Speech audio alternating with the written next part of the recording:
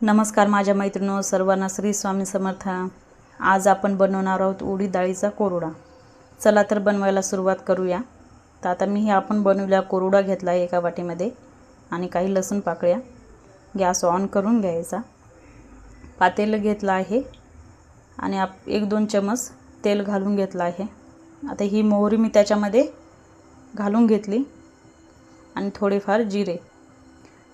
आता आपली मोहरी तडतडून झाल्यानंतर त्यामध्ये लसूण घालून घ्यायचा बारीक वाटलेला आणि याला छान मिक्स करून घ्यायचं तेलामध्ये लाल होईपर्यंत। जास्तही भाजायचं नाही लसणाला। तर ह्यामध्ये आपण टाकून घेणार आहोत 1 चमच चटणी।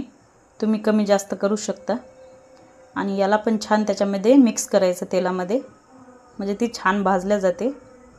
थोडीशी हळद सुद्धा घालून घ्यायची आणि तुमच्याकडे जर कांदा लसूण मसाला किंवा काळा मसाला असेल ना त्याच्यामध्ये घालून घ्यायचा। तर माझ्याकडे कांदा लसूण मसाला सुद्धा आहे, तर मी घालून घेणार आहे। आता छान याला मिक्स झाल्यानंतर आपण जे बनवलेला कोरडा आहे ना त्याच्यामध्ये टाकून घ्यायचा आणि याला सुद्धा त्याच्यामध्ये 1-2 मिनिट परतवायचं। तर मी आता शेंगदाणे तीळ आणि कराळचा कूट घेतला आहे 2 चम्मच, त्याच्यामध्ये टाकून घेणार आहे। तुमच्याकडे जर असेल ना टाकून घेऊ शकता। त्याच्यामध्ये छान मिक्स करायचं। थोडंसं पाणी घ्यायचं थोडंसं, म्हणजे जेणेकरून आपला मसाला आहे ना पूर्ण म्हणजे त्या कोरड्याला लागला जाणार। आणि त्यानंतर मी 1 ग्लास पाणी त्याच्यामध्ये घालून घेणार आहे आणि मीठ घालून घ्यायचं थोडंसं।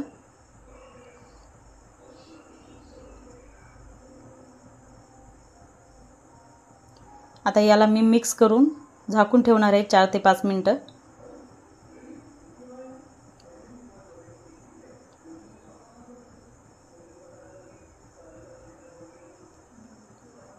बघू शकता आपल्या भाजीला उकळी सुद्धा आली आहे आणि हा शिजला पण आहे। थोडाफार शिजायचा बाकी आहे, तेवढा सुद्धा शिजला नाही आहे। आता याला आणखीन 2-3 मिनिट आपल्याला शिजू द्यायचं आहे। याला पेस्टची गरज पडत नाही आहे। बघू शकता आपली भाजी तयार झाली आहे शिजून, पाणी सुद्धा आटलेलं आहे। खूप छान लागते भाजी, तुम्ही नक्की घरी बनवून बघा। जास्त मेहनत करायची गरज नाही।